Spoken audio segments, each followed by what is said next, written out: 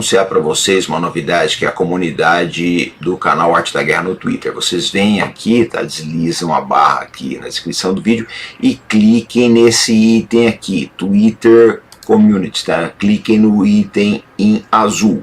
Fazendo isso, vocês vão cair nessa tela aqui, tá? Canal Arte da Guerra. Vocês clicam aí e estarão, né, interagindo com um dos meios de comunicação mais rápidos do canal Arte da Guerra. Porque o Twitter é atualizado o tempo todo. O canal ele faz vários vídeos, mas o Twitter é atualizado rapidamente e é a maneira mais ágil que vocês têm para entrar em contato com a nossa equipe. Então inscreva-se na nossa comunidade do Twitter.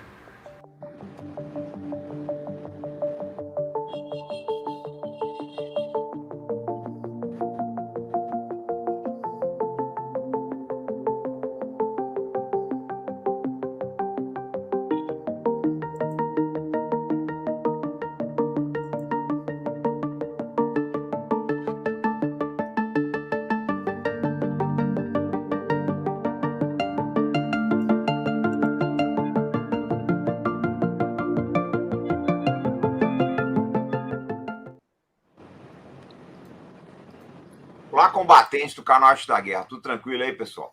Gente, eu não vou apresentar o nosso convidado de hoje, seria uma redundância. Eu acho que quem não conhece o Ciro Gomes ficou fora do planeta Terra nos últimos 20 anos, no mínimo isso. Então, eu não vou apresentar porque nem é cabível, mas eu preciso falar uma coisa para o Ciro que ele não sabe, uma coisa muito importante. Ciro, eu estava andando várias vezes aqui, eu ando muito por São Paulo, ando muito a pé pela cidade, converso muito com as pessoas, troco ideia. Dia desse eu estava no viaduto do Chá, isso aconteceu uma vez só não.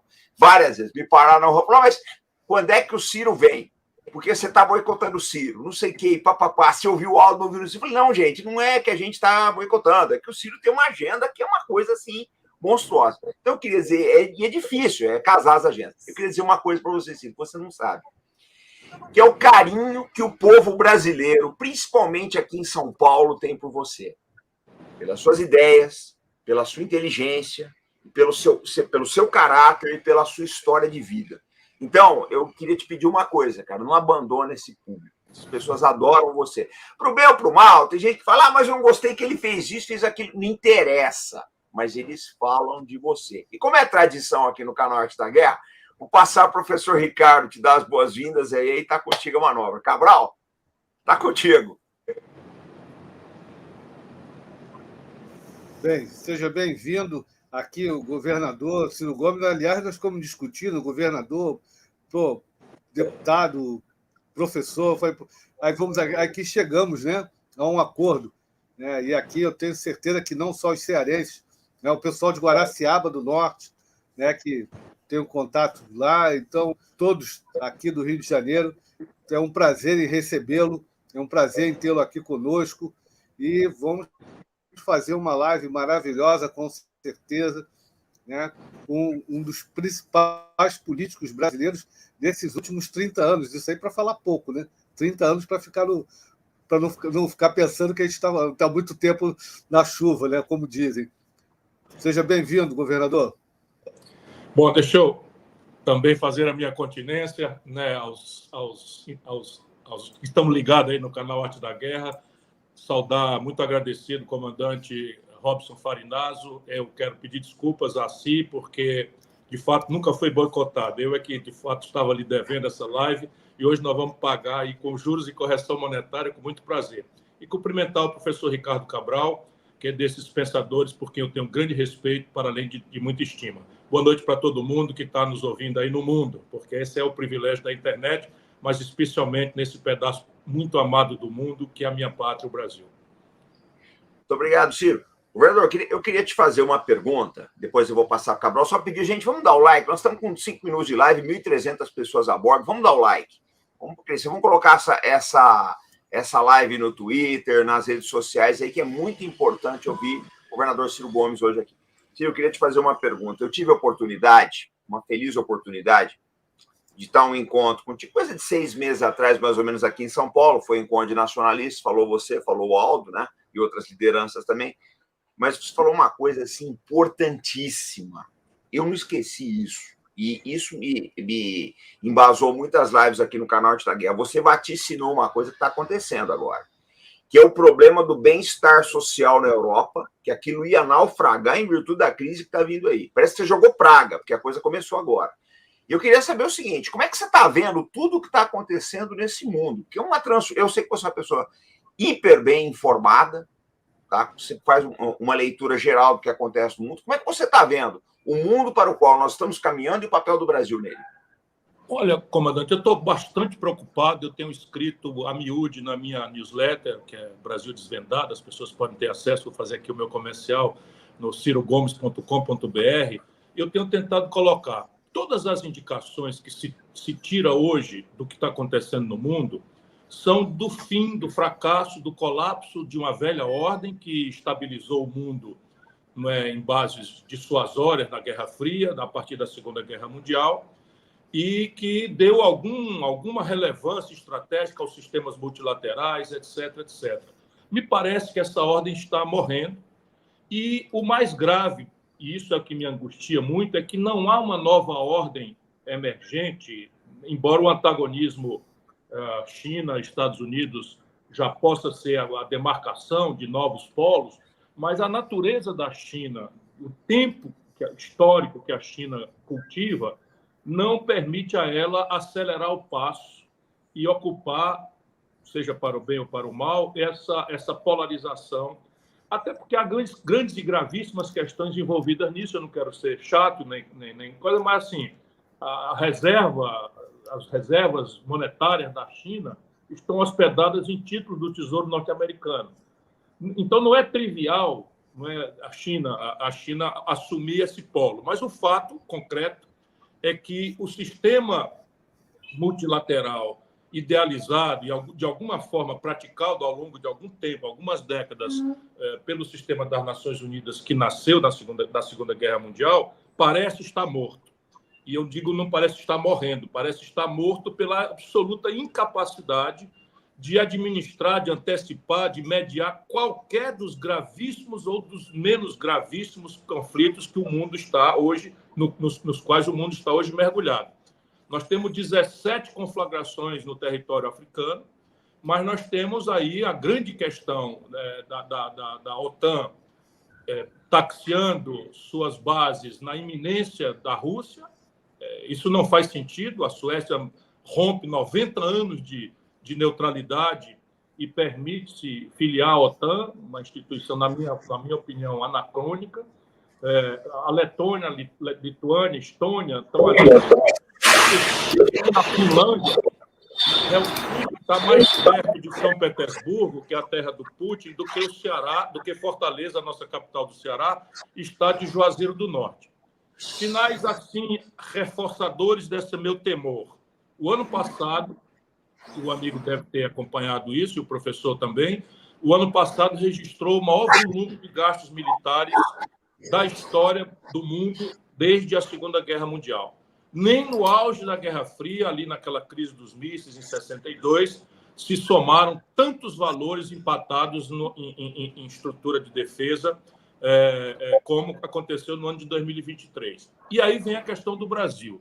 Aí é que a minha angústia vai para o limite de perder o sono quando eu frequento esses assuntos. Veja, eu acho, e me interrompa se eu estiver sendo muito prolixo, mas a grande pergunta que você faz é essa, que é o sentido dessa reflexão. Então, nós temos que nos fazer uma pergunta como nacionais, a partir da liderança do país, Lula, Bolsonaro, tanto faz. Está vazando o áudio de algum microfone, estão me avisando aqui. Enfim, então, repare, perguntar a liderança do país para que isso se irradie para todo o conjunto da nação. Uma pergunta simples que encaminha o raciocínio. Faz sentido ao Brasil ter forças armadas? Faz sentido? Vamos usar o argumento mais picareta, eu já estou adiantando a minha opinião, que a gente consegue ouvir falar entre os cínicos. Um país pobre, com tanta pobreza, com tanta miséria, com tanta dificuldade, empatar, como é o orçamento desse ano, 125 bilhões de reais em defesa, É claro que eu me antecipo para responder. Óbvio que sim. Por quê? Porque nenhuma nação pode sustentar um projeto nacional se não tiver capacidade dissuasória, capacidade de dizer não. Nós não temos nenhuma vocação para ir à guerra contra ninguém. Pelo contrário, unilateralmente, o que a considero até de forma errada, porque podíamos ter barganhado o mesmo fim, mas não barganhamos nada pelos entreguistas que nos governam, nós nos fizemos uma imposição de não termos artefatos nucleares.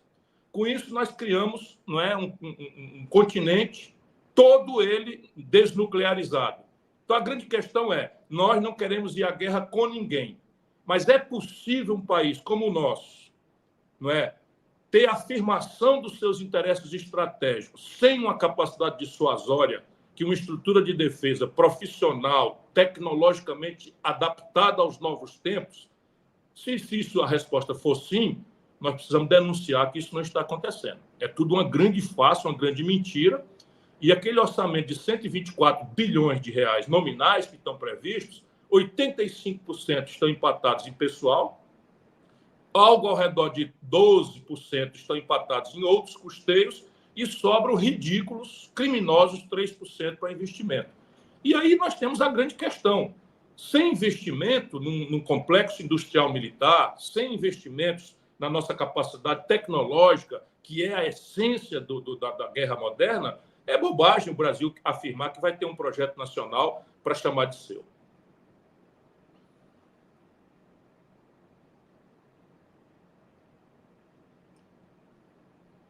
Está sem som, Robson. Está sem som. Obrigado. Gente, eu vou passar aqui para o professor Ricardo Cabral, mas antes eu queria dizer o seguinte, nós estamos com 10 minutos de live e 2.000 pessoas, né? Então, Ciro, você está vendo os elogios aí, o pessoal te adora aqui nesse canal, um negócio que aqui eu falo sempre que é a esquina dos nacionalistas e aqui a nossa comunidade. Então, o pessoal fala, olha, elogios rasgados aqui, o chat está correndo que nem aquelas máquinas lá de Las Vegas, né? Mas eu vou passar, gente, eu vou pedir só para vocês darem o like, colocarem nos grupos de Telegram, Facebook, WhatsApp, tá? O site do Ciro Gomes está aqui, e do professor Cabral e o meu estão alternando, passando aqui embaixo, tá? Mas vamos dar o like, vamos compartilhar, porque é muito importante o crescimento das mídias independentes. A gente não pode soltar a mão dessas mídias. Cabral, tá contigo aí para a próxima pergunta. Bem, se me permite, né, falar com o meu colega, professor. Professor, sempre a gente, em termos de análise, né, nós temos, o senhor colocou uma questão que é fundamental. Nós não temos uma estratégia nacional de reindustrialização. Verdade é essa. Nós temos vários projetos, etc. Mesmo a questão da defesa, ela não está inserida dentro de uma estratégia maior.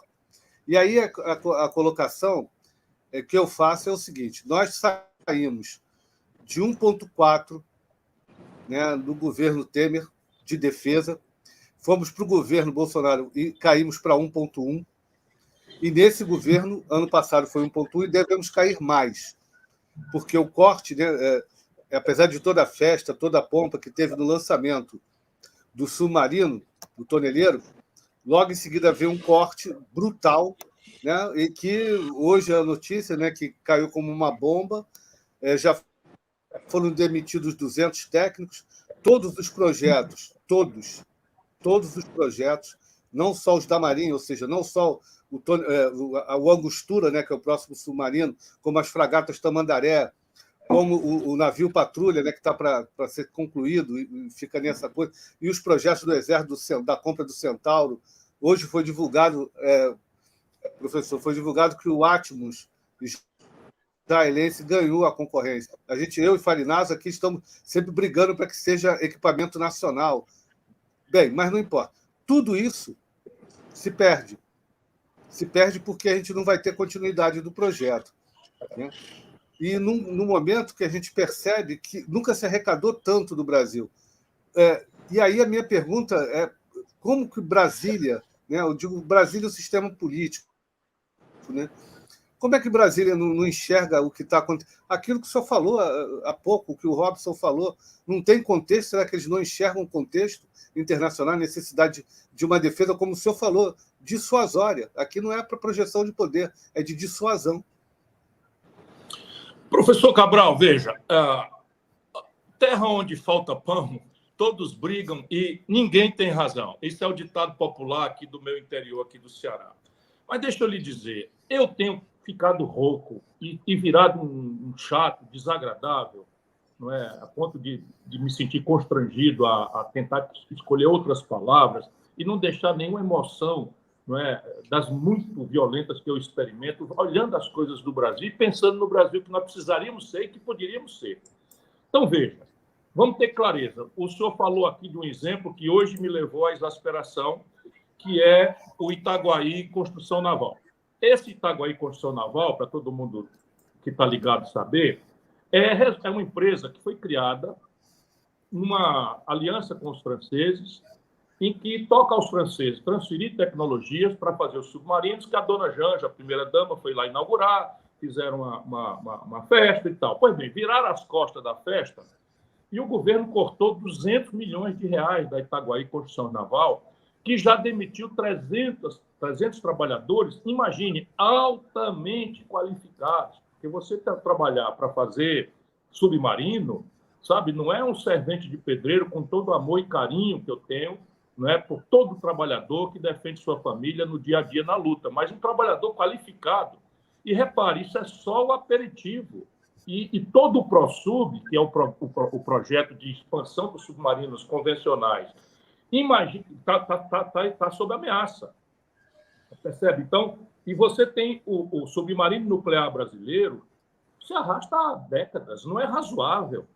Enquanto isso, na hora que nós descobrimos o pré-sal e que nós começamos a montar a estrutura, os norte-americanos, de novo, não é paranoia nenhuma, eles gostam de fazer uma propaganda, mas os norte-americanos imediatamente recriaram a Quinta Frota, baseada no Atlântico Sul, onde os norte-americanos não têm nenhum território, não é? E a gente precisa lembrar disso, porque o desenvolvimento tecnológico em todos os setores é vital para a nação.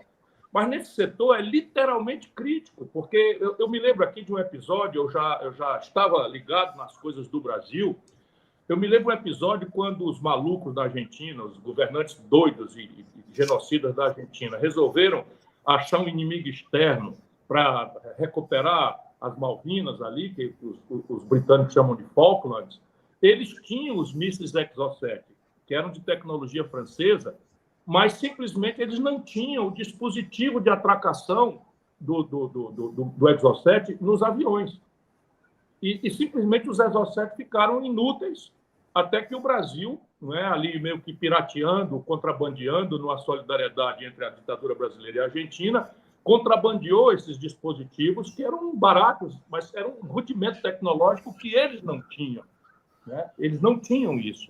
E repare, e nós brasileiros temos uma riqueza monstruosa que tem a ver com o futuro da humanidade. Não é só petróleo, que é uma riqueza dos próximos 30, 40 anos, apesar do marinismo ficar fazendo esse discurso alemão, sueco, de quem não tem do petróleo, né, está forçada uma descarbonização acelerada. E não é que o Brasil não tenha que entrar em simultaneidade, em paralelo com o esforço de descarbonização da economia.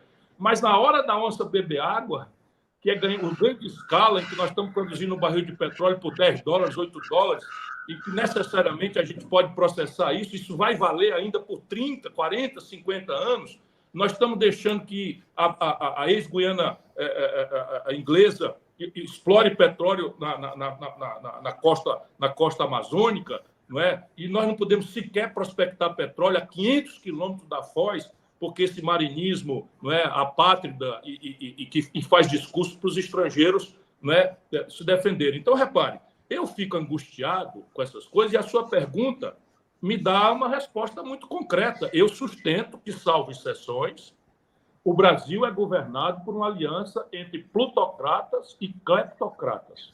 E vou buscar no grego essa explicação para poder trocar as palavras. Não vou chamar de ladrões e barões, né, que seria a minha linguagem original para que o povo entendesse bem. Mas é do que se trata. Repare, professor, O Brasil, nos últimos 12 meses, repare, professor, o Brasil, nos últimos 12 meses, entregou aos bancos 738 bilhões de reais, só de juros.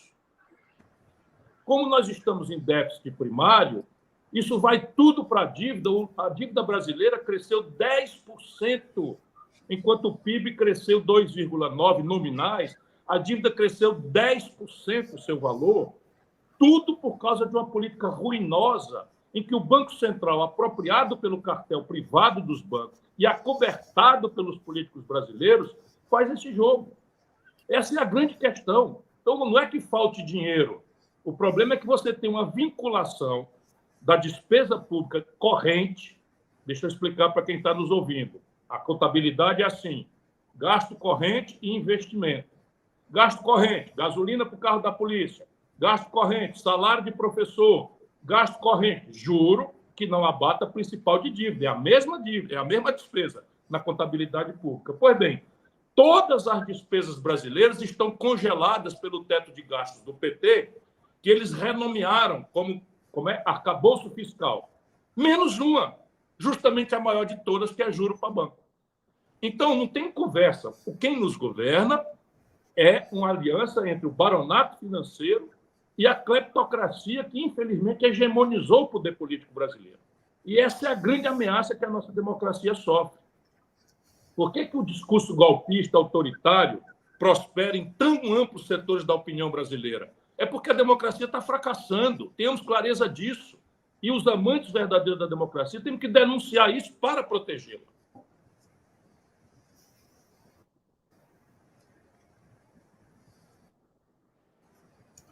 Muito obrigado, governador.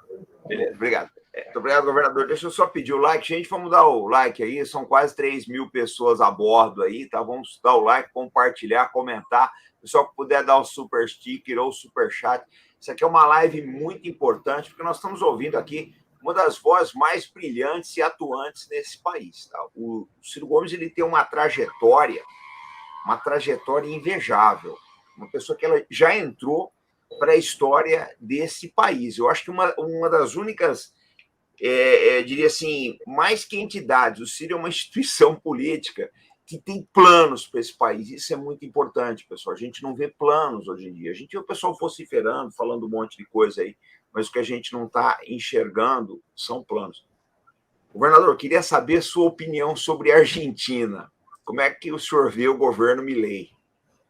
Bom, deixa eu completar ainda para o professor Cabral aquilo que todo brasileiro precisa saber. Olha, só de emenda aí é o lado cleptocrata. Então, eu falei que os plutocratas, os barões do dinheiro, levaram, nesses últimos 12 meses, 738 bilhões com B de bola. As emendas parlamentares, deve haver exceção, mas, por regra, é um desperdício, é um clientelismo, é uma dispersão de recursos que não provoca consequência estratégica nenhuma para o país e é uma roubalheira generalizada. O Lula autorizou recorde, 53 bilhões de reais. Então, repare, cortaram o projeto dos submarinos em 200 milhões com M de mola. E esse é um número desagradável porque acabaram de contratar, por um ano apenas, um conjunto de empresas de propaganda digital, ali dos amigos da dona Janja, a primeira-dama do país, não é? Essa turminha do cancelamento, da disputa selvagem na internet, por 200 milhões de reais. Então, é basicamente isso. Então, ou a gente acaba, né, esse tipo de alocação inversa, de valores invertidos do país, ou não tem sorte para nada. Vamos lá. A Argentina foi longe demais neste mesmo modelo que o Brasil está indo. A Argentina, como foi muito mais cedo do que o Brasil e muito mais profundamente do que o Brasil, destruiu seu sistema financeiro nacional.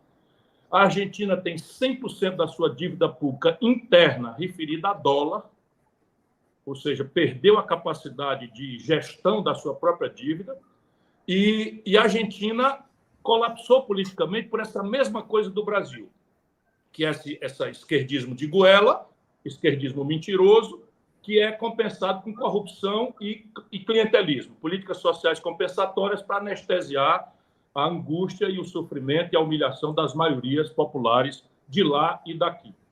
Só que o Brasil é mais resiliente enquanto sociedade civil. Então, o Brasil, para o bem aqui, porque em todo mal tem um bem, o Brasil tem um sistema financeiro nacional ultra poderoso, que jamais permitiu-se desnacionalizar. Aqui no Brasil, por exemplo, a despeito da retórica capitalista, um banco estrangeiro só pode entrar com autorização pessoal do presidente da República. E eu advogo isso, como advogo a mesma coisa para muitos outros setores, principalmente para o complexo industrial da defesa, a questão nacional. Porque uma coisa é você fazer contabilidade em real, que você tem governança. Outra coisa é você gerar um passivo em dólar, que você não tem governança. Daqui a pouco precisamos conversar sobre a Vibraz. Então, é exatamente do que se trata agora. Então, a Argentina chegou ao fundo do poço, desindustrializou-se completamente, que é para onde o Brasil também está indo, primarizou dramaticamente a sua economia, depende umbilical e vitalmente do seu complexo agropastoril, e isso não fecha a conta. Quando esses preços de commodities, como hoje estão em alta, eles têm uma espécie de conforto transitório que eles usam para dobrar a aposta nesse caminho estratégico equivocado, errado, trágico, e isso foi o que o kirchnerismo acabou produzindo. Resultado prático lá, como aqui, a onda do povo era de protesto. Justo, justíssimo, corretíssimo. Só que a tragédia lá, como aqui, é que o titular do protesto não entende absolutamente nada por intoxicação ideológica do problema da sua própria nação. E já está faltando com a palavra. Ou seja, o Milei promete, por exemplo, dolarizar a economia. Ora, isso é impossível, porque simplesmente a Argentina está em default, ou seja, perdeu o crédito internacional, o fluxo internacional de capitais para lá está no pagamento à vista, eles estão tendo que ter inclusive, negociações mediadas aí pelo Brasil, pelo Lula, em yuan chinês, uma série de coisas, mas assim, não tem condição nenhuma desse caminho sair. E aí cai naquela história da falsa austeridade, em que você tem, de novo, a questão dos juros inalcançável, pelo predomínio dos interesses financeiros globais, no caso deles lá, e não tem interação praticamente nenhuma com o sistema nacional, porque não existe mais de forma relevante o sistema financeiro nacional deles, de maneira que hoje o que está acontecendo? Veja como são as coisas. O povo está percebendo o esforço do Milei de fazer alguma coisa e está suportando ele. Ele não está desmoralizado como aqui o Lula está se desmoralizando, porque aqui a sensação das pessoas é que ninguém está tentando fazer nada, e é uma sensação correta.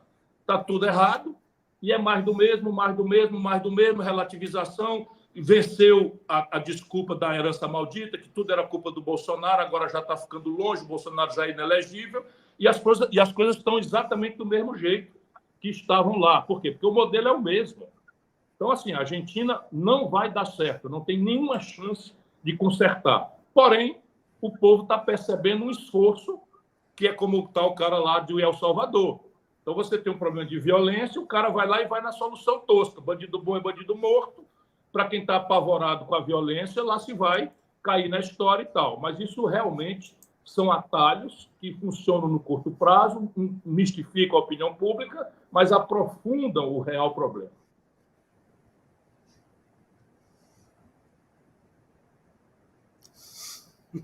Muito obrigado, governador. Vou passar para o professor Cabral. Deixa eu só pedir o like aqui, gente. Pessoal, aqui embaixo nós temos o site do Ciro Gomes, tá?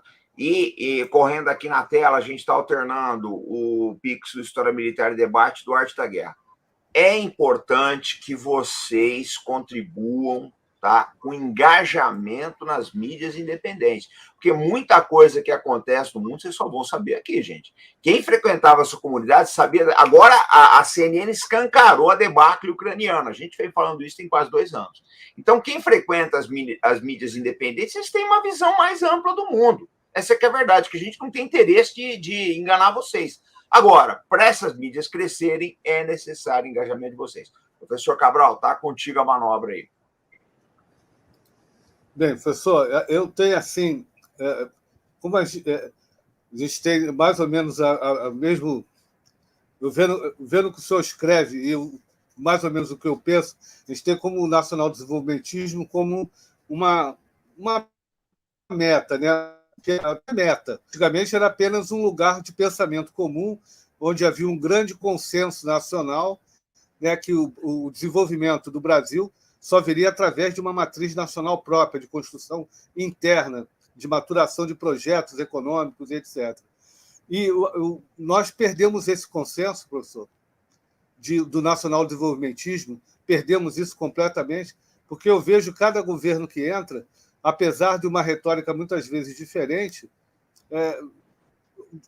parece que eles não leram a história econômica brasileira, porque se lê a história econômica brasileira, o período que nós crescemos muito mais rapidamente foi quando adotamos o nacional-desenvolvimentismo. Que o senhor já falou, quando o senhor foi ministro da Fazenda, o senhor falou isso. Né? Estamos aqui no projeto de governo, estamos agora estabilizando a moeda e vamos lá. Aí eu falei, caraca, pô, eu sorria de orelha a orelha. Eu falei, pô, é isso aí, retomar o processo. Poxa, nos perdemos, mas agora vamos comer. Aí eu falei, pô, aí tudo desaba. Perdemos esse consenso, professor, sobre o nacional-desenvolvimentismo? Perdemos feio, perdemos de goleada. E a grande questão básica é a traição que os democratas, não é, que sucederam à redemocratização, que sucederam ao período autoritário no Brasil, simplificamos os problemas ao criticarmos na data a ditadura. Então, deixa eu explicar isso, porque isso é chave para a gente entender o futuro. Como nós tínhamos, de fato, horror à ditadura, por todas as suas deformações, etc., etc., nós precisamos celebrar uma espécie de consenso. Esse consenso juntou do João Amazonas, que era o camarada que liderava o PCdoB e que tinha feito uma opção pela luta armada no Araguaia, em Xambioá, etc., etc., juntava o Leonel Brizola, que era um hipernacionalista, trabalhista, e que tinha, enfim, mobilizado o terceiro exército na época para garantir a posse do João Goulart, não é? Juntava o Miguel Arraes, que tinha se associado ao Julião, não é? Enfim, nas ligas camponesas, nessa coisa que enerva muito o latifúndio brasileiro, mas você tinha democratas cristãos como Franco Montoro, católicos do interior de São Paulo, hiperconservadores, que eram lidos como progressistas, como Ulisses Guimarães, e ia lá até Antônio Vilela, um usineiro de Alagoas. Não é? Então, era um amplo consenso. Ora, para esse consenso se celebrar, era necessário tornar rasa a agenda. Então, qual era a questão? O Brasil tinha colapsado o velho modelo.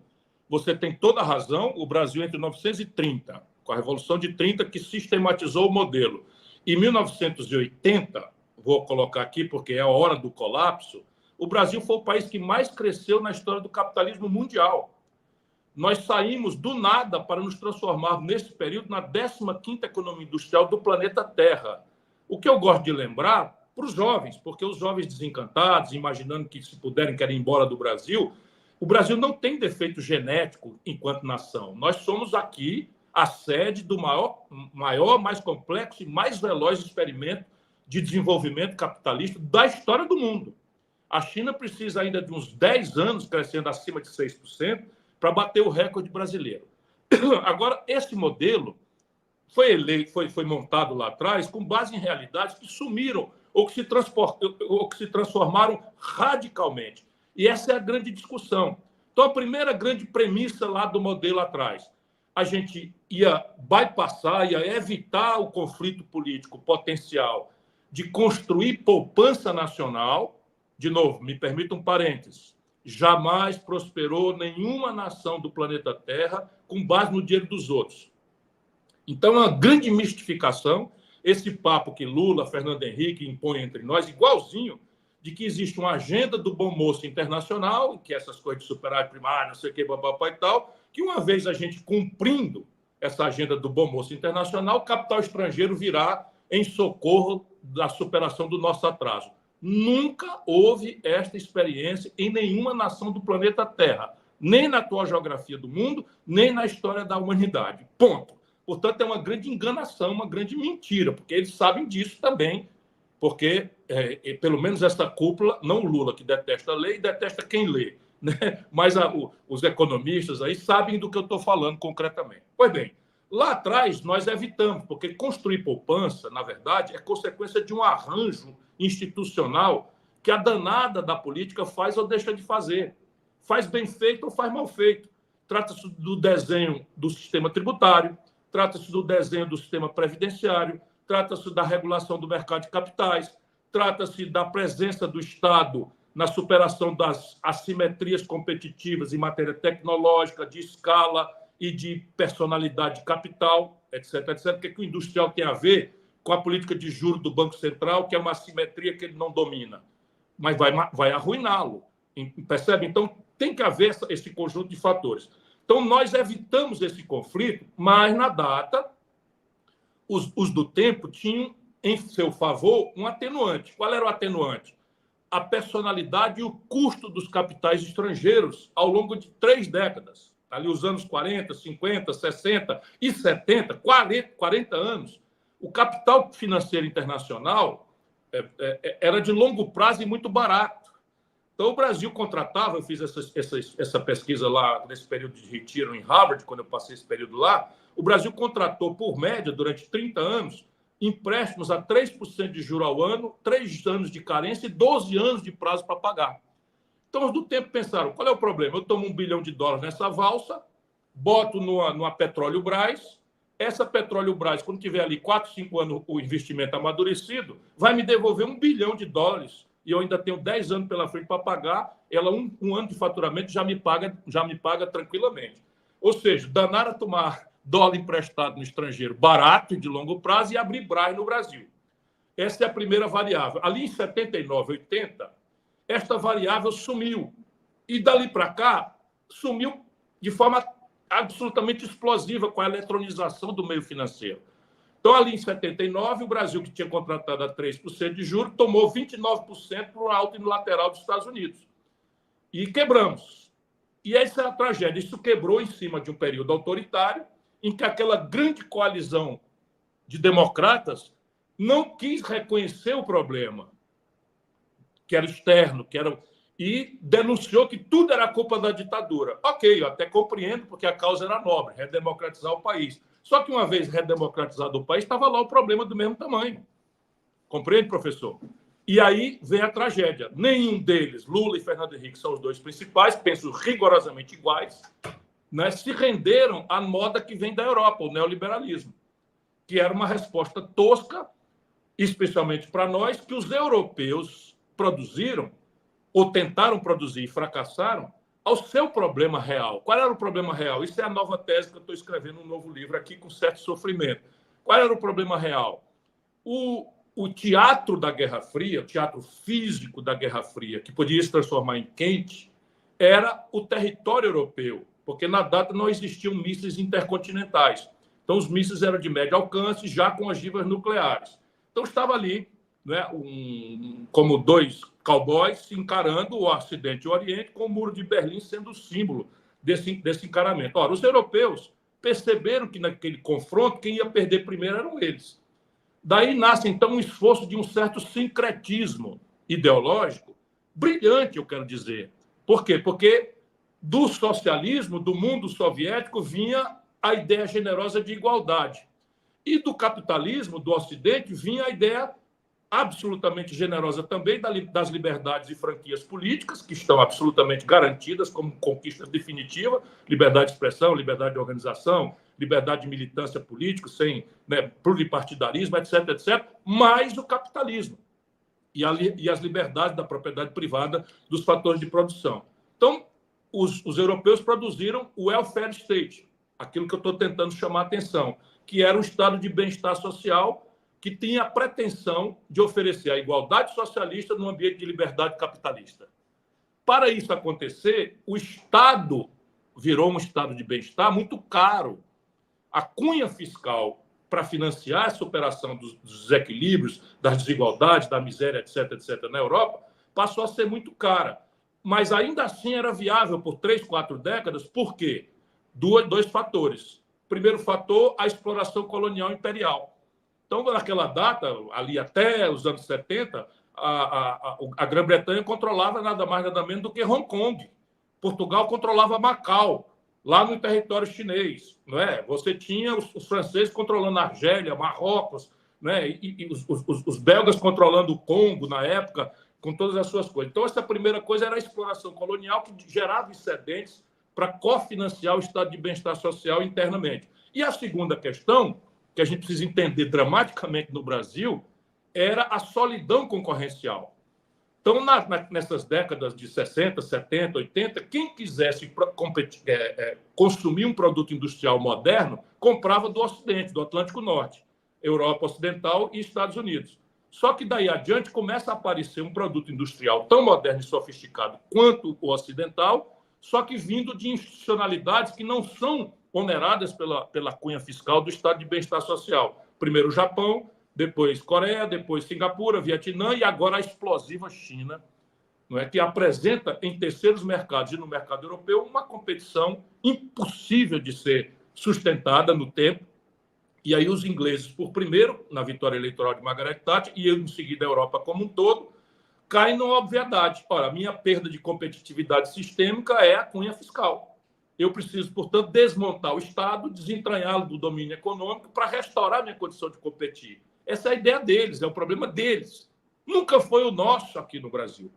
Qual é o problema? Aqui, os cleptocratas não leem, não estudam, fazem apologia da ignorância. O Lula faz questão, tantas vezes quantas possa, de debochar de quem lê, debochar de quem estuda e tal, como fez recentemente, dizendo, veja que absurdo, não é? Num país que tem que estimular sua garotada, o Lula pega e diz que nós não precisamos de inteligência artificial porque temos o povo mais inteligente do mundo. Isso dá vontade de chorar.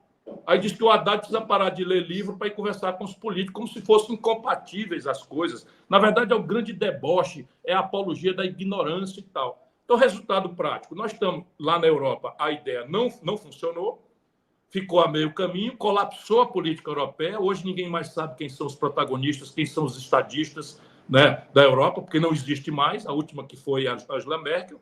Todos sublíderes, absolutamente alinhados de forma crítica à estupidez norte-americana, que, por sua vez, está num colapso de liderança sistêmico, com duas múmias paralíticas disputando quem é que vai pegar no manche da tragédia identitária norte-americana e da incapacidade de liderar moral e intelectualmente o Ocidente, e é uma batalha cultural que o Ocidente está perdendo. Então, esse é o grande problema, né? E se nós não montarmos o nosso próprio projeto nacional, adaptando as questões modernas, que são de natureza dupla. Uma é a questão da construção da poupança, e nós temos capacidade de fazer isso.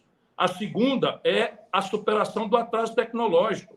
Ninguém empresta tecnologia sensível. Ninguém cede tecnologia sensível, a não ser depois de um alinhamento geopolítico e militar, como muito recentemente os americanos fizeram, transferindo tecnologia de submarino nuclear para a Austrália, porque a Austrália aceitou fazer o papel de vigilante ali do Pacífico Sul em enfrentamento na China. Essa é a grande questão. Pois bem, estão entregando a Vibraz brasileira para a Austrália. São bandidos os que fazem isso num país como o nosso. Muito obrigado, governador. Eu vou fazer a próxima pergunta, mas eu só queria pedir, gente, nós estamos com mais de 3.000 pessoas a bordo. Uma noite de segunda-feira é uma coisa de louco isso daqui, tá? É muito bacana ver a participação de vocês, as perguntas, a curiosidade, a vontade de vocês de melhorar o Brasil, o carinho de vocês com o Ciro Gomes. Eu acho que mesmo quem não concorda, vem aqui para te ouvir. Mesmo que o cara vem para falar mal, mas vem. Mas isso é bacana, isso é muito bom. Isso é um fenômeno que acontece muito com a nossa comunidade. O pessoal malha. Outro dia veio um cara aqui, vai descer, olha, eu falei, mas o que você está fazendo aqui? E eles ouvem, eles escutam o que é falado aqui, eu acho isso muito bom. Mas, ô Ciro, você tocou numa coisa importantíssima. Vamos dar o like, tá, pessoal? Foi a Vibraz. Nós estamos com 1.400 funcionários da Vibraz, 1.400 famílias sem receber. O pessoal, inclusive, está nos assistindo. Tem muita gente dos sindicatos metalúrgicos aí de São José dos Campos. Eu quero mandar um abraço para o Heller Gonçalves, esse guerreiro, tá, do sindicato aí da Vibraz. E é uma situação muito difícil, a gente não vê, seria muito triste ver a falta de engajamento da sociedade brasileira nessa questão que é crucial. Conforme você mesmo falou, ano passado foi o ano histórico de maior gasto, tá, da humanidade em termos de gastos militares desde a Segunda Guerra Mundial. Quer dizer, o mundo inteiro se armando até os dentes e a gente perdendo a Vibraz. Eu queria ouvir teu comentário, porque a gente está querendo te ouvir sobre isso daí já tem tempo. Eu queria que você Veja, sobre questões. primeiro a denúncia do não engajamento da elite brasileira e dos seus meios de expressão nesse assunto. Isso não é por acaso. Isso definitivamente não é por acaso. Hoje, a influência estrangeira no corpo da grande mídia nacional, dita nacional, mas que é uma mídia nepotista, são 5 famílias e uma igreja, que tem rigorosamente a mesma linha ideológica e não abrem mão desse monopólio, fraudando aquilo que é uma essencialidade da democracia, que é o debate plural. Como você disse aí, ninguém precisa concordar comigo. Ouça, o que pega é catapora. Veja se os meus números estão certos, que os meus conceitos estão corretos, se historicamente o que eu estou falando faz sentido, e faça o que quiser.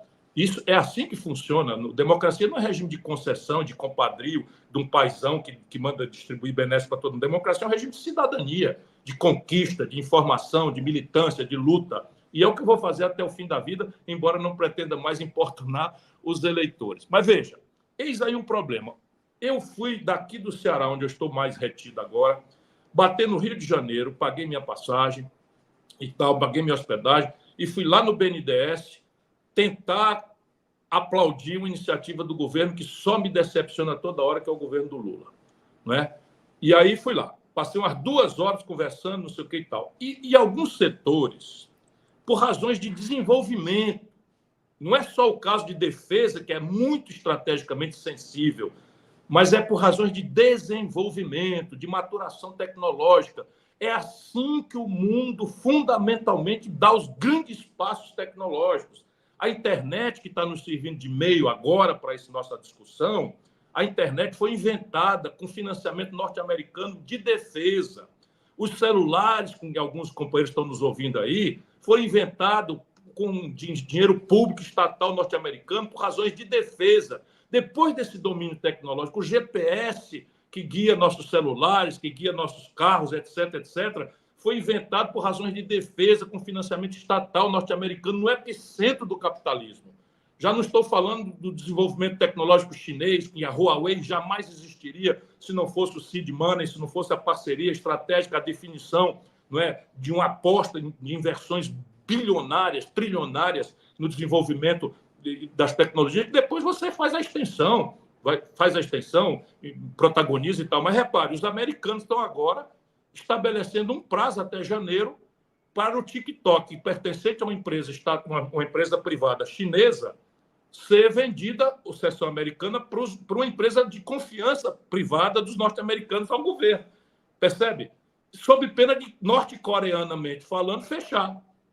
E é assim que se faz. Não estou dizendo que eles estão errados, não. Errado está a retórica deles e a prostração moral, intelectual e ideológica das elites brasileiras.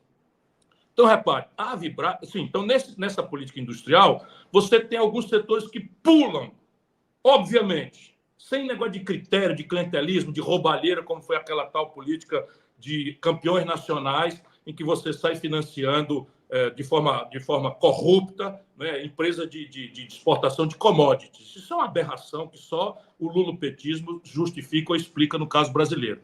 Nós temos que ir para a questão concreta. Concreta qual é? Qual é o buraco do Brasil nas nossas relações de compra e venda de manufaturados? Esse é um critério objetivo. Então, nós estamos exportando petróleo bruto e importando óleo diesel. Eu rio para não chorar. É ou não é óbvio que o Brasil tem que verticalizar todo o seu complexo industrial de petróleo, gás e bioenergia, inclusive com a questão da descarbonização?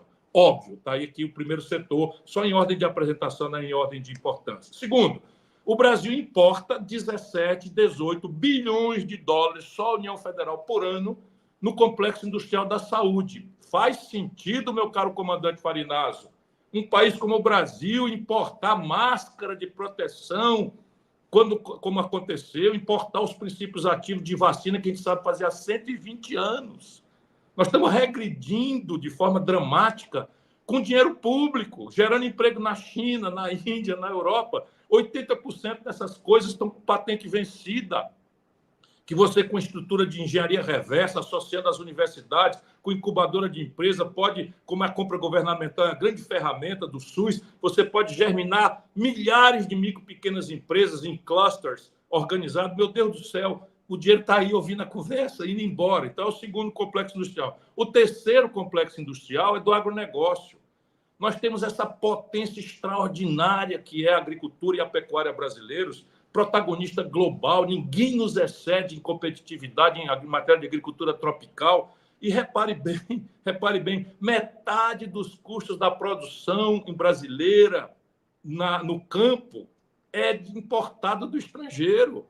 Coisas rudimentares, tais como fertilizantes, defensivos agrícolas, ou coisas mais sofisticadas, como essa agricultura de precisão, implementos agrícolas, colheitadeiras, enfim, esse aparato todo da agricultura moderna de precisão, tudo importado do estrangeiro, compreende? E, por fim, para chegar na Vibraz, para não parecer que a gente está querendo bajular uma empresa, é o complexo industrial da defesa.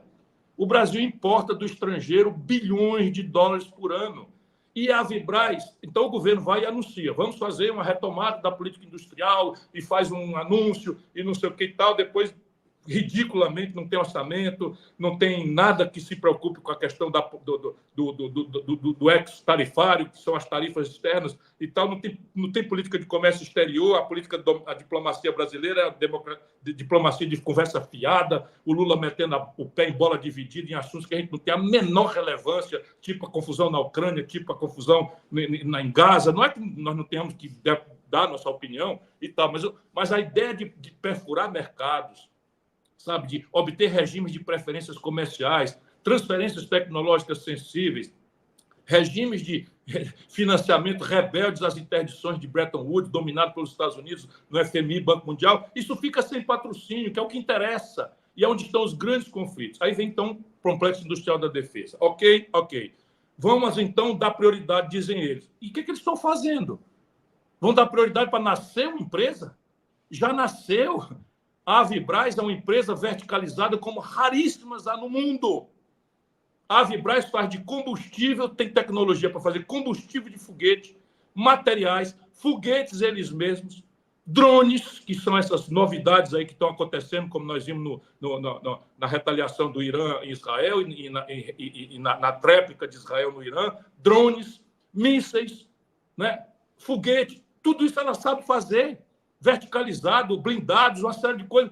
Caramba, comandante, o passivo total da Vibraz são 600 milhões de reais, que é 3 vezes a verba que o Lula destinou agora para contratar firma de promoção, enfim, de publicidade, de propaganda dele e aí, dos amigos da dona Janja. 200 milhões por ano. Com 200 milhões, basta 200 milhões. Você chega ali e reestrutura esse passivo. Os nossos companheiros do sindicato estão reclamando de estatização. Eu não excluiria essa possibilidade. Mas antes da estatização, você tem 50 alternativas. E eu mesmo à distância, porque eles não me dão muito direito de participar de mais nada, eu sou um banido do debate nacional, eu formulei uma estratégia. A estratégia, de novo, é a compra governamental. Por quê? Porque a Vibraz é uma companhia do Complexo Industrial de Defesa. O companheiro está dizendo aqui, mas nem os militares brigam pela Vibraz. Perfeitamente. Eles também não brigaram, pelo contrário. Aceitaram que a nossa Golden Share na Embraer votasse a favor da destruição da Embraer, entregando a coisa. Então, o problema é grave mesmo. A cúpula militar brasileira está completamente demitida das suas responsabilidades. Eu vejo agora o comandante da Marinha, com todo respeito, que eu entendo os valores envolvidos ali, se levantando contra uma bobajada, nós não temos problema nenhum para resolver, então eu fico inventando essas bobajadas para nos distrair. Então, um desocupado do Congresso resolve fazer o herói nacional, o camarada do herói da chibata, que matou, inclusive, civis numa subversão, numa quebra de hierarquia, que na organização militar não tem cabimento. Embora o almirante Saldanha também tenha liderado uma quebra da hierarquia e uma ilegalidade, e você tem essa coisa e tal. Hoje o Hélio Gaspar escreveu sobre isso. Mas o fato é que o comandante da Marinha se sentiu impulsionado de reclamar disso, em nome, talvez, das melhores tradições, da hierarquia, da disciplina, que são valores que eu advogo também.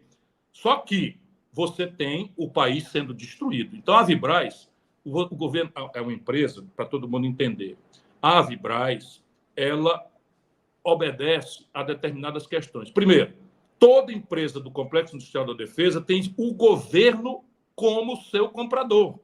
Salvo os AR-15 americanos que circulam na periferia do Rio de Janeiro ou de Fortaleza, não é, por contrabando, legalmente, todo o aparato produzido pela Vibraz tem uma guia. Não é capitalista, não é um feirão onde você vai lá e bota preço nas coisas. É o governo que compra.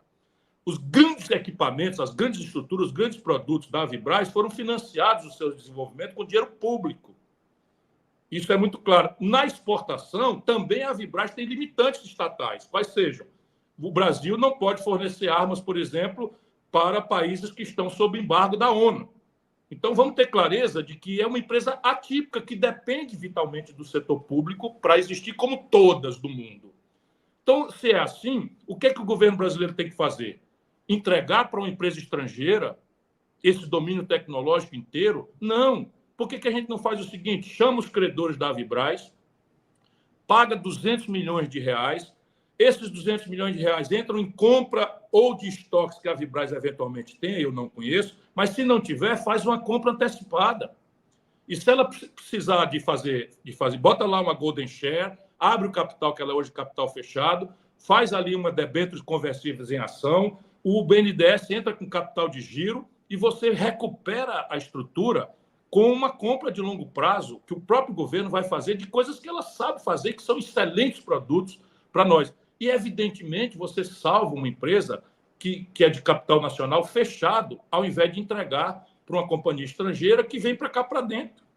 Vai simplesmente predar toda a propriedade intelectual sensível que ela desenvolveu e vai depois fechar. Por quê? Porque, obviamente, a Austrália não tem interesse nenhum em ficar produzindo nada aqui. Para que isso? Muito obrigado, governador. Olha aqui, o Ariel, se ajudasse a Patorelli na luta dela, sobraria muito dinheiro. Camarada, só que eu já convidei ela várias vezes, ela nunca quis vir aqui no canal. Esse é o velho problema de alguns setores aqui no Brasil, é pregar para convertido. Nunca aceitou também meus convites para um debate público. E a grande questão da auditoria da dívida, eu tinha compromisso, era o único que tinha compromisso com fazer isso. E virei esse banido da vida brasileira. Ô Ciro, mas eu vou te falar uma coisa. O problema da esquerda brasileira é exatamente esse. É pregar para convertidos.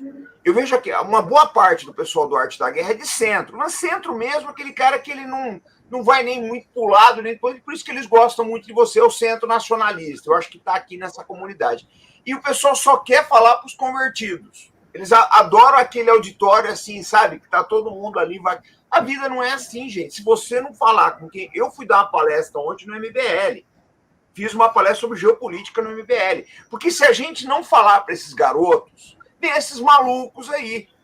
Essa é que é a verdade. Um maluco falando. Então, gente, é uma coisa muito importante na vida. Vocês têm que convencer as suas lideranças que não há vácuo de discurso. Essa é que é a verdade. Alguém sempre vai estar falando na cabeça de alguém. Vamos dar o like, estamos com 3.500 pessoas a bordo aqui. Vou passar para o professor Ricardo Cabral para a próxima pergunta. Está contigo aí, Cabral. Bem, professor, aqui a questão que eu vejo, né, dos últimos anos, apesar que está na Constituição, o pessoal pensa que plano de governo não está na Constituição. A nossa Constituição até previu que você tem que fazer plano de governo.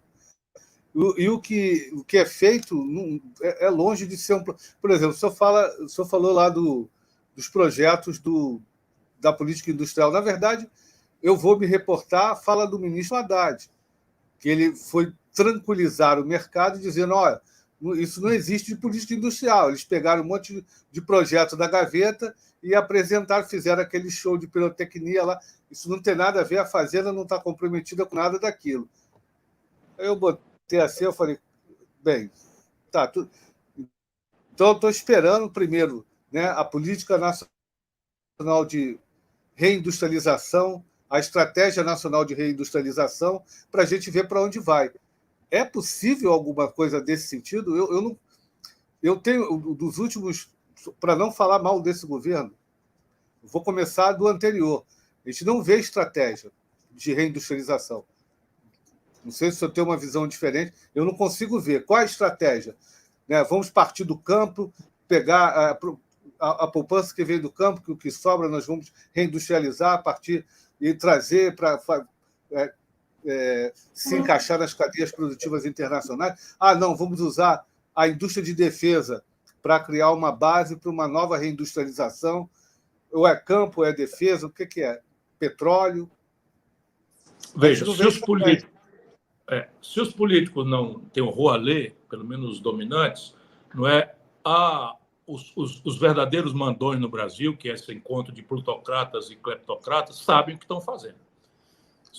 E questão de indústria, basicamente, é uma disputa de canela no grande campo do jogo mundial. Então, como o Brasil está virando um grande importador de tudo, nós estamos importando das mais reles bugigangas até as mais sofisticadas capacitações que nós precisamos. Então, nós estamos importando tudo e estamos aprofundando isso. Qualquer política industrial tem que compreender que nós vamos entrar em atrito. Daí a necessidade de ter defesa é no limite último, mas a capacidade dissuasória é no limite último aquilo que nós precisamos ter. Mas antes, o conflito vai se expressar, por exemplo, na inviabilização do acordo Mercosul-União Europeia. Por quê? Porque você tem ali uma contradição de interesses invertidos.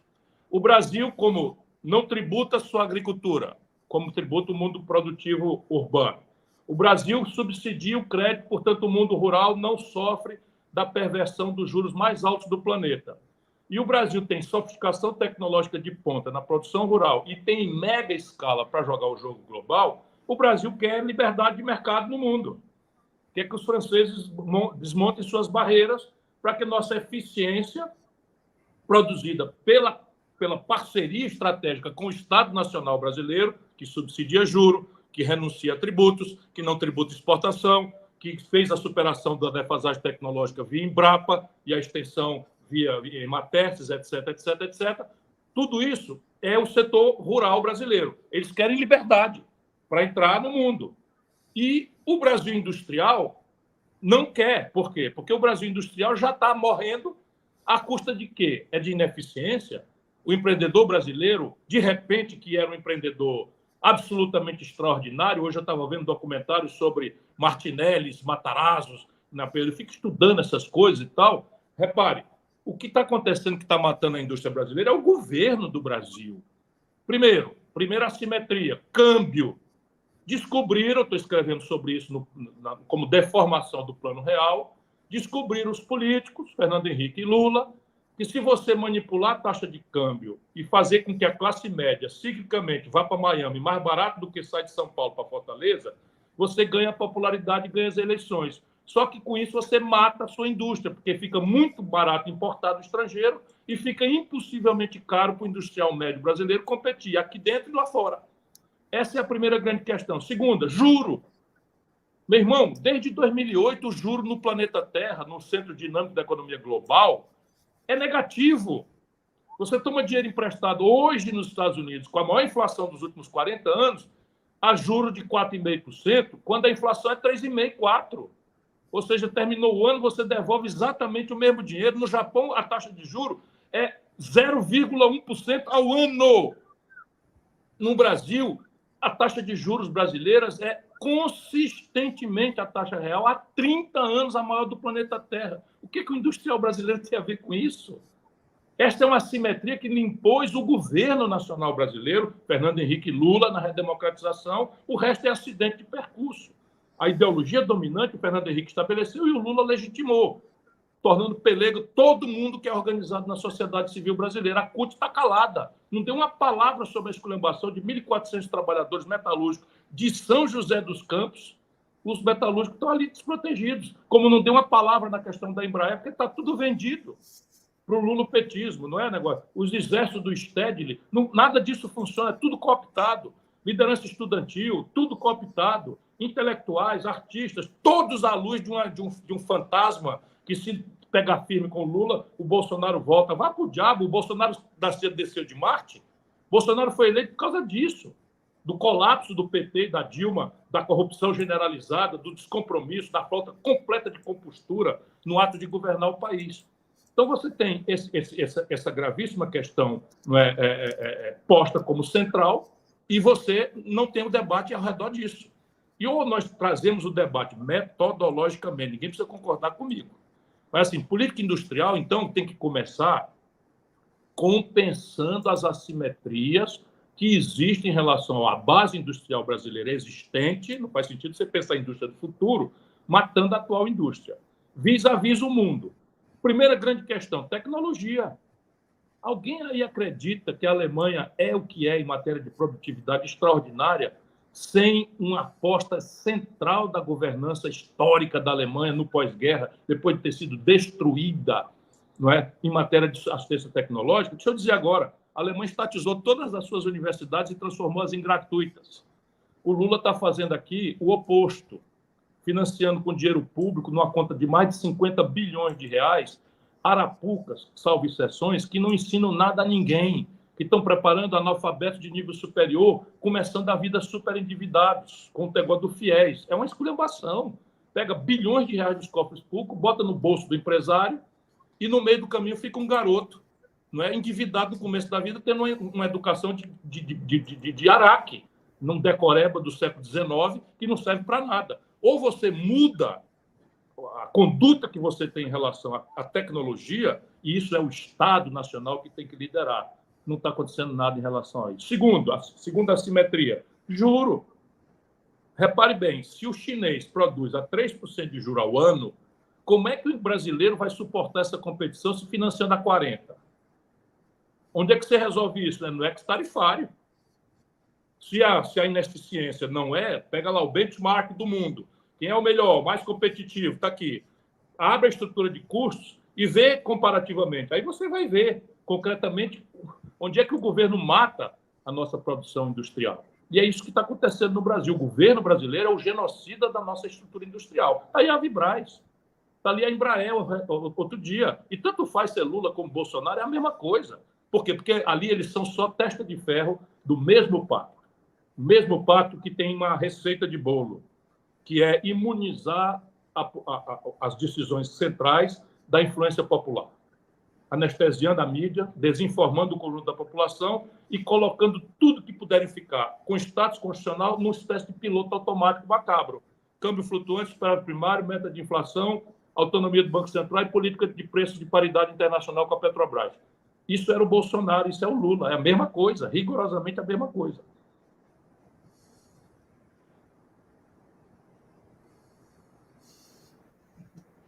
Muito obrigado, governador. Vou fazer a próxima pergunta aí.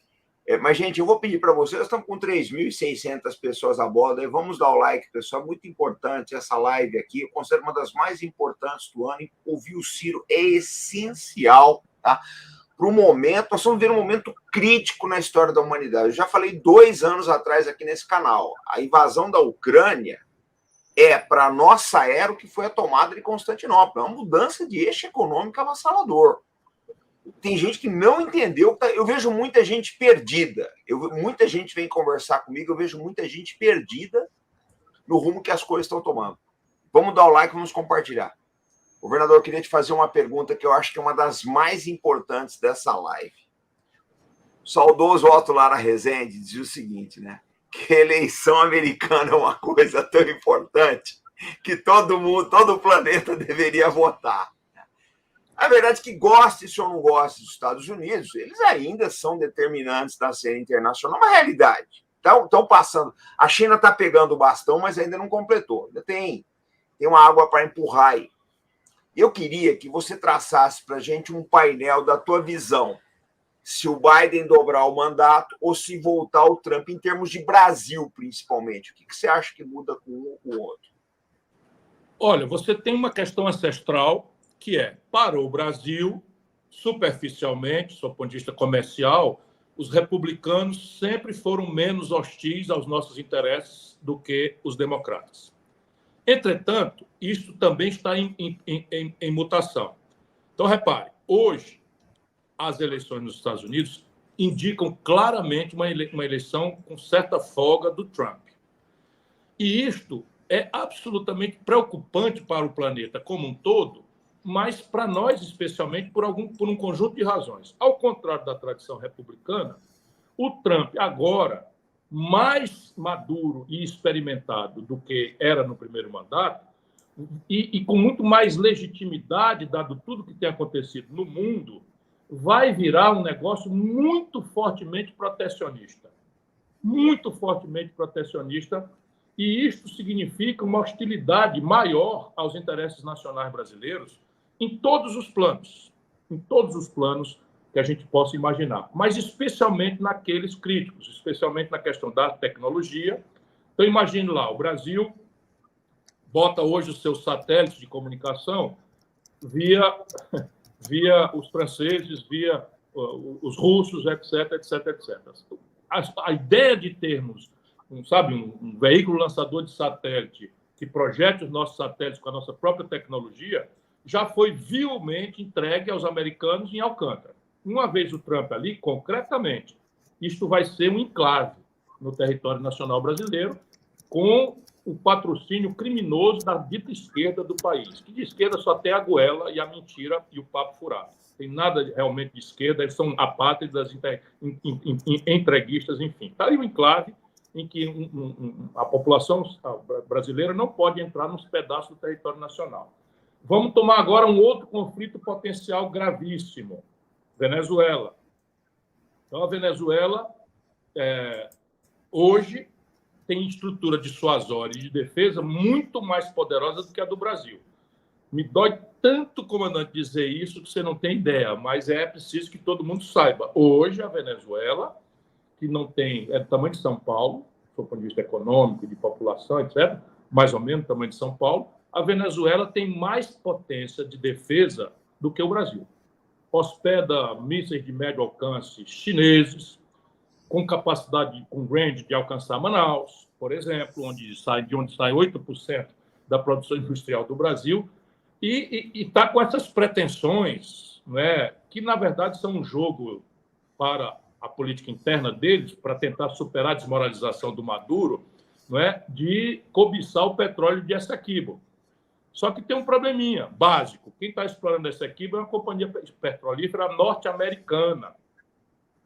E a independência da Guiana não deixou a Guiana fora da zona de interesses estratégicos da Grã-Bretanha, que outro dia, do ponto de vista do tempo histórico, vale que a gente entenda, outro dia os americanos rasgaram a carta da OEA, nem deram um telefonema, se alinharam à Grã-Bretanha na repulsa aos argentinos lá na questão das Malvinas. E a única forma da Venezuela circular em direção, vamos dizer, à ocupação física, infantaria, é pelo território brasileiro, Roraima. Porque pelo mar, o embargo britânico e norte-americano certamente seria totalmente eficaz, e por cima é uma floresta inexpugnável. Portanto, vejam, nós estamos falando de coisas práticas, concretas, que estão aí na iminência e cuja presença de um homem como o Trump na presidência dos Estados Unidos vai tornar isso tudo muito claramente cruel. Informação cultural. A Venezuela, individualmente, é a maior exportadora de petróleo para os Estados Unidos, mais do que a Arábia Saudita.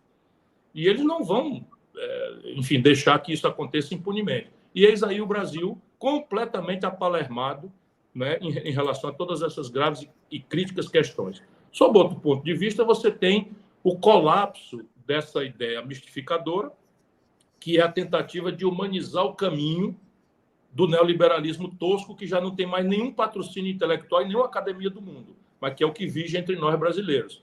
E a ideia, então, é o seguinte: eu aceito com casca e tudo o neoliberalismo turbo-financeiro. Vou dizer de novo, professor Cabral, 738 bilhões de reais foram entregues aos juros dos bancos no Brasil só nos últimos 12 meses. 124 bilhões é o orçamento anual da defesa. Só para você ter um termo de comparação, 238 bilhões é o orçamento anual de todo o sistema de saúde do país. Nós estamos falando de 738 bilhões só de juros. E isso não precisava ser assim por mil caminhos que a gente pode especular em algum momento desse como aí. É tudo assim, não, mas é assim porque não tem jeito. É mentira, tem jeito. Cada uma dessas coisas tem jeito, embora seja um jeito conflituoso que vai ferir os interesses do quem manda, que é essa aliança de ladrão com barão ou de plutocratas e cleptocratas, para ficar no grego, né? Enfim. Então, você tem o seguinte: a esquerda brasileira replica exatamente o discurso do Biden, que é abandonar essas gravíssimas questões estratégicas, desce em Israel se demitindo de uma tarefa indeclinável, que era dele, americano, e dele, presidente dos Estados Unidos, que era mediar aquele conflito, evitar o genocídio, a mortandade de mulheres e crianças, conter o justo direito de defesa de Israel. Claro que Israel tem direito de se defender, mas o direito internacional que anuncia o direito de Israel também determina proporcionalidade, contenção, evitar o deslocamento de populações civis, não usar a fome e os grandes deslocamentos populacionais como mecanismo de confrontação. Tudo isso faz do Netanyahu um grande carniceiro internacional. E o que os americanos fizeram foi: o seu presidente desce lá de forma absolutamente acrítica, se solidarizando de forma incondicional. Outro dia eu cheguei no limite de dizer que, lamentavelmente, estava sentindo saudade do Henry Kissinger e do Nixon, porque eu nunca tive grande admiração, mas que fizeram a contenção, como também fiz a justiça, a Golda Meir, não é? Que fez eram dois pragmáticos, né, Ciro? Eram dois pragmáticos, né? Sim, mas assim, e eu estou falando da perda da hegemonia moral e intelectual do Ocidente a partir da decadência da liderança americana. Não é razoável um decrépito como Trump, um decrépito como Biden, circunscrever o debate do mundo, né, como dizia o Otto Lara Rezende, nessas mildices norte-americanas. Tudo quanto é de universidade protestando, e os americanos mandaram prender já 900 estudantes universitários. E eles não estão protestando porque são antissemitas ou contra Israel, não. Eles estão protestando contra essa estupidez do alinhamento instantâneo, pouco crítico e irresponsável do seu Biden, permitindo que a focinheira do Netanyahu fosse retirada e ele fizesse esse banho de sangue que está acontecendo ali. Mas você sabe que você tocou num ponto importante, Ciro. Eu vou passar para o professor Cabral, mas quando estourou a guerra, eu estava como comentarista na Jovem Pan, e aí um dia o pessoal falou, né, logo que o Biden foi visitar Israel, eu falei, foi uma visita precoce, ele queimou o filme dele, ele já se atrelou, ele deu a crise, a cara dele, e ele vai pagar um pedágio eleitoral. Eu acho vai merecidamente. Como o governador de São Paulo e o governador de Goiás, neste último, meu amigo Ronaldo Caiado, vão pagar caro. Porque esse Netanyahu vai ter que responder por esses crimes de guerra que ele está cometendo, e quando eles forem candidatos, a foto deles juntos lá vai ser aquilo que vai revelar aquilo que é mesmo, um oportunismo rasteiro de gente que não está à altura de representar o nosso país. Eu não tenho dúvida que todo mundo que se associou a essa crise vai ter problemas no futuro. Eu avisei na Jovem Pan, fui voto vencido na época. A pessoa, não, você está errado. Eu falei, gente, vocês têm que olhar para o calendário. O calendário, ele dissolve muita coisa. Pessoal, vamos dar o like, vamos compartilhar. Eu vou passar para o professor Cabral, Ciro, para a última pergunta aqui, para a gente poder te liberar. Que, na verdade, eu gostaria de dar apenas um até logo, tá? A gente quer te trazer outras vezes aqui. Combinado. Cabral, tá para a última pergunta da noite aí. Agora a gente vamos, já que a gente foi para o campo externo, né? Tem uma coisa que começou na sua época, né? Com o negócio dos BRICS, né? E atualmente tem a questão do Sul Global. E nós perdemos, até nisso, acho que a gente perdeu um pouco a iniciativa, né? Ficamos a reboque, principalmente nos últimos 2 anos, né? Das iniciativas lideradas pela Rússia, que o pessoal diz que o bloco é chinês. Eu falei, não, o bloco é russo. É o russo que está liderando, que está colocando todo mundo para dançar, expandindo expandindo o bloco de acordo com as suas conveniências geopolíticas. Professor, a questão que eu coloco é essa. A nossa política externa sempre se caracterizou pela independência, né? A nossa política externa é interessante que ela sempre buscou a vantagem econômica, né? Nós nos aproximamos de parceiros que nos possibilitassem ganhos que nos permitissem atingir o objetivo político, né? Que era de alto nível de industrialização, de ser uma potência média e ter um índice social elevado. E a política externa, me parece, ela ficou refém da política externa presidencial, né? E isso começa no governo FH, né? Cada um deles querendo o Prêmio Nobel da Paz, não sei que maluquice é essa, que se apropriaram aqui, né? Isso são ególatras, né? O pessoal é louco. E isso é uma coisa, e a política externa também caiu um pouco o padrão, nós perdemos a objetividade, né? Entramos em pautas que são pautas governamentais, perdemos as pautas de Estado, né? Como é que o senhor vê a política externa brasileira nesses últimos 20 anos? E o caminho que a gente tem, que o BRICS talvez seja a nossa melhor oportunidade, né? Veja, professor, a questão básica é a ausência de projeto nacional. Porque se você celebra com forte consenso interno, ou pelo menos com uma hegemonia bastante clara, com a metodologia pacificada, que é do que se trata, você deve disputar, não é? Mas os objetivos nacionais permanentes, eles precisam ter continuidade. Então, a ideia do Brasil, qual é a ideia que o Brasil quer ser? Para onde é que nós queremos ir? Quem nós queremos ser para nós próprios e para o mundo em 5, 10, 15, 20 anos? Não existe essa resposta. Não existe esse debate.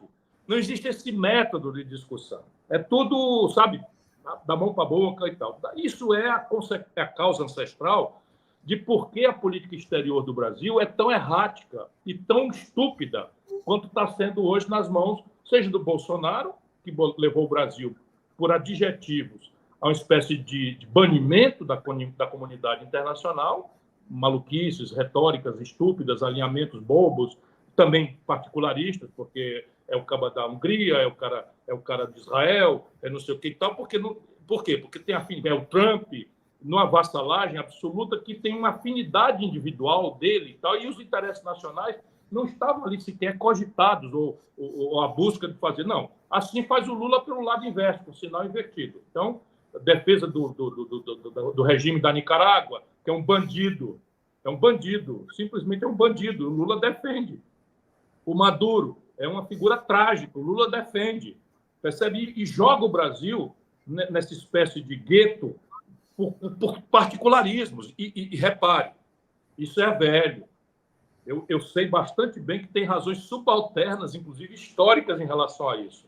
Era a relação do Lula com o Gaddafi, era a relação do Lula com o Fidel, era a relação do Lula, enfim, com o próprio Chaves, era a relação do Lula com Ortega, coisas do PT, coisas concretas, desagradáveis, constrangedoras, imorais, não é? E que permanecem na cabeça porque o Lula envelheceu, ele não percebe que o mundo mudou completamente.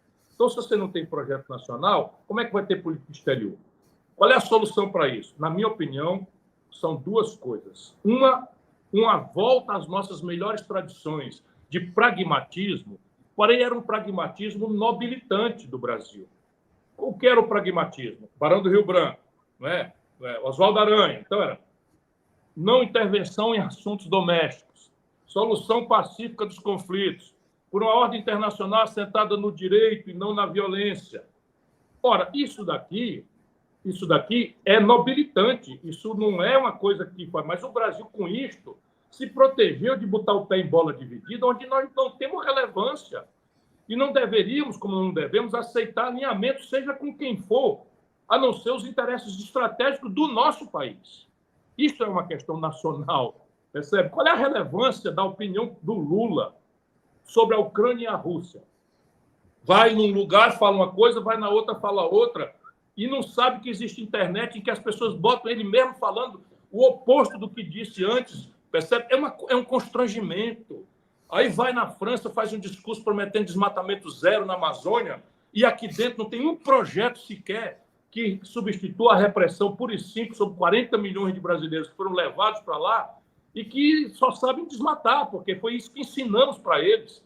Não é? No passado, o INCRA era a condição sine qua non de dar um título de terra, era o camarada provar com a declaração do delegado, do prefeito, do padre, que tinha desmatado para plantar, desmatado para criar boi, desmatado para tirar madeira, desmatado para pescar, enfim, ou para fazer mineração. Então é o seguinte, você promete lá fora uma coisa, faz outra, como se tivesse alguma coerência. Então é o seguinte, as grandes linhas de uma diplomacia profissional, pragmática, nobilitante, volto a dizer, que é a solução pacífica dos conflitos, não intervenção em assuntos domésticos, não por uma ordem multilateral assentada no direito e não na violência, enfim. E agora precisa acrescentar, e isso gera um conjunto de tensões pragmáticas também. Nós precisamos exigir nos aforamentos bilaterais e multilaterais do Brasil, especialmente no BRICS, onde o Brasil está sendo escanteado por conta de deserção da tarefa do presidente da República Brasileira, que é politicagem por politicagem. Por quê? Porque o que nós queremos buscar ali deviam ser 3 coisas bem objetivas. Nenhuma delas é fácil. Primeiro, um regime de preferências comerciais industriais. Então, nós vamos salvar a Vibraz? Vamos botar no BRICS que nós exigimos um regime de preferências comerciais para alargar a escala da Vibraz. Queremos a resposta da Rússia, queremos a resposta da Índia, porque é assim que as coisas são no mundo. É fácil? Não, mas isso vai testar se aquilo é uma organização que vale a pena a gente participar ou vamos cair fora desse clube de conversa fiada para fazer antagonismo de disputa de de estudante. Isso aí o petismo sabe fazer nas assembleias de estudantes, mas na ordem internacional é assim que se joga. Primeiro, então, regime de preferências comerciais industriais, no setor de saúde, no setor de coisa. Segundo, um regime de transferências tecnológicas sensíveis. Então, a gente quer ficar do lado, seja de quem for, passa tecnologia para nós. As tecnologias que nós queremos são aquelas sensíveis, porque o resto a gente vai desenvolver por aqui mesmo. Por exemplo, foguete, satélite, né? Sei lá, uma alternativa de desenvolvimento de um GPS sul-americano, a comunidade sul-americana. É assim que eu penso, minha cabeça está nessas coisas grandes. Terceiro, um regime de financiamento rebelde, como eu já falei nessa noite, às interdições que os americanos impõem ao mundo todo via FMI. Então, para que serve essa porcaria desse banco do BRICS? Não sabe financiar nada. Por isso que o Lula mandou a Dilma para lá. A experiência anterior devastou o governo brasileiro. Compreende? Não é que seja má pessoa, não. Agora não dá mais para ficar alisando. Não dá mais para ficar alisando. Percebe? Ou você faz um regime rebelde para que haja financiamentos que ultrapassem as interdições dos Estados Unidos, que jamais vão permitir que um país como o nosso, na circunstância em que eles nos veem, se autonomize em matéria tecnológica. Então, isso tudo é conflito. Eu, por exemplo, apresentei essas questões para um alto comissário do Partido Comunista Chinês e a resposta que ele me deu me fez rir na cara dele. Ele me disse, e o mercado? Ele disse, e o mercado? Eu disse, nem o senhor nem eu acreditamos nisso. E a reunião acabou. Pelo menos nesses assuntos. Claro que eu sei que o mercado de pipoca é um mercado muito bom, não tem problema nenhum. E o chinês está fazendo conosco, professor, o mesmo que o americano fez conosco nos anos 20, 1920. Não tenha dúvida. Deixa eu lhe dar exemplo prático. O aço plano é um semi-elaborado. Os americanos impuseram restrições à exportação brasileira de aços planos para lá, que estão em vigor até hoje, obrigaram a CSN a vender uma unidade que ela tinha lá nos Estados Unidos. Pois bem, a China já domina 20% do mercado de aços planos do brasileiro.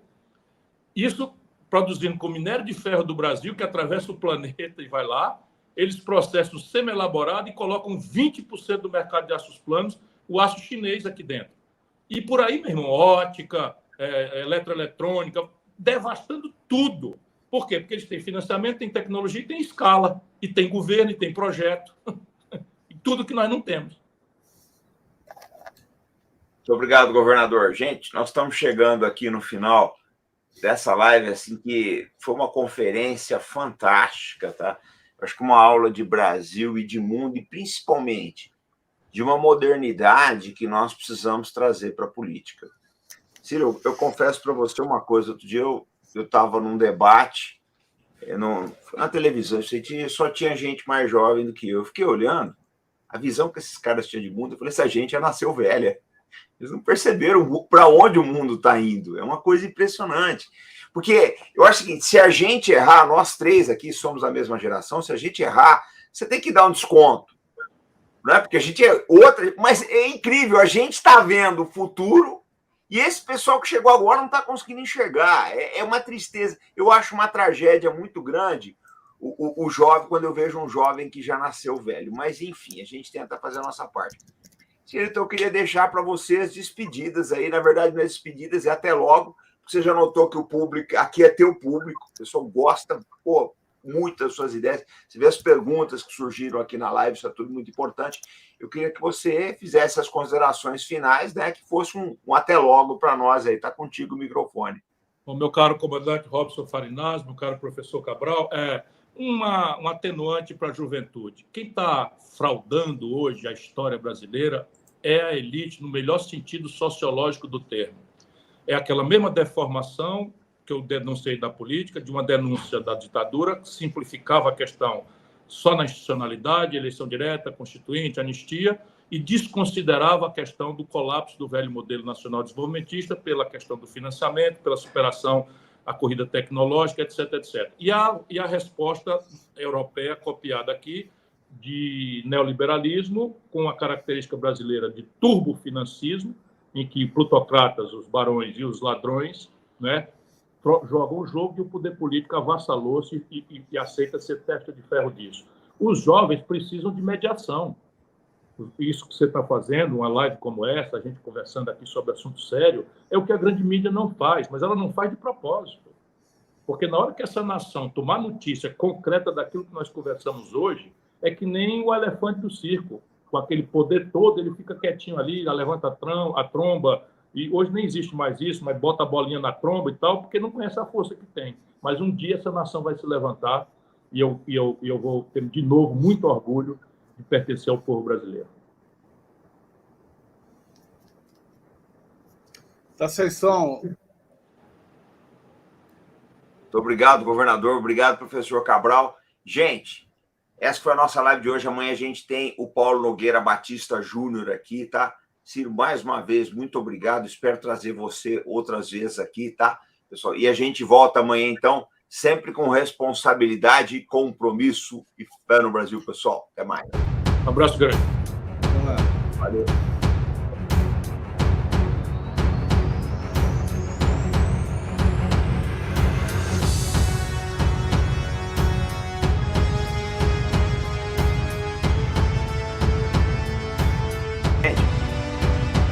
Falar uma coisa para vocês. Eu andei matutando hoje, até vou fazer um Twitter quando eu acabar aqui. Nós devemos estar chegando a semana que vem em 70 milhões de visualizações lá.